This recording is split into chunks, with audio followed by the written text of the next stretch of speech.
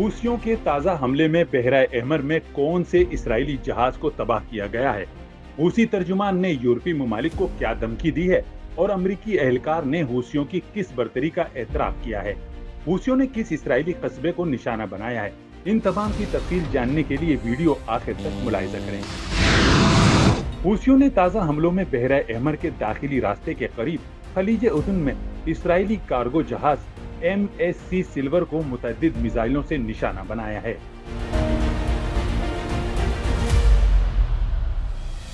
حوثی ترجمان یحییٰ ساریہ نے اس کی وضاحت نہیں کی، تاہم بیان میں کہا ہے کہ بحیرہ احمر میں متعدد امریکی بحری جہازوں کے ساتھ ساتھ اسرائیل کے قصبے ایلات میں مختلف مقامات کو نشانہ بنانے کے لیے بھی ڈرونز کا استعمال کیا گیا ہے۔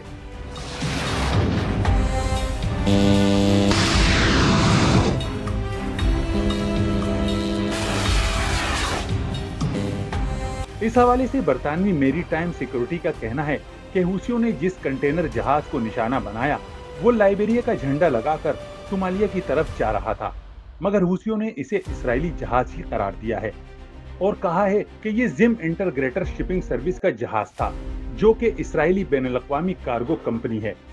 دوسری جانب امریکہ نے اقوام متحدہ کی سلامتی کونسل میں غزہ میں فوری جنگ بندی کے عرب حمایتی مطالبے کی قرارداد کو ویٹو کر دیا ہے۔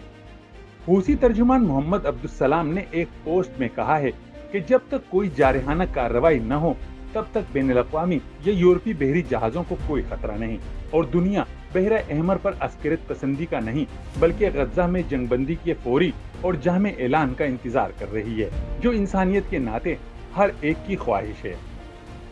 دوسری جانب دو امریکی عہدیداروں نے حوثیوں کی جانب سے یمن کے قریب امریکی ڈرون MQ-9 کو مار گرانے کا اعتراف کرتے ہوئے بتایا ہے کہ 2 ماہ کے دوران حوثیوں نے دوسری بار زمین سے فضا میں مار کرنے والے میزائل کی مدد سے امریکی ڈرون کو ٹارگٹ کیا ہے۔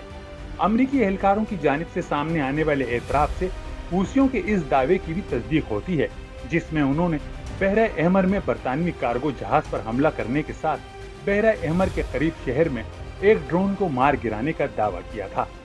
یاد رہے کہ یمنی حوثیوں نے غزہ میں جاری جنگ کے بعد سے ہی بحیرہ احمر میں اسرائیل اور اس کے حمایتی ممالک برطانیہ اور امریکہ کے جہازوں کو نشانہ بنانا شروع کیا۔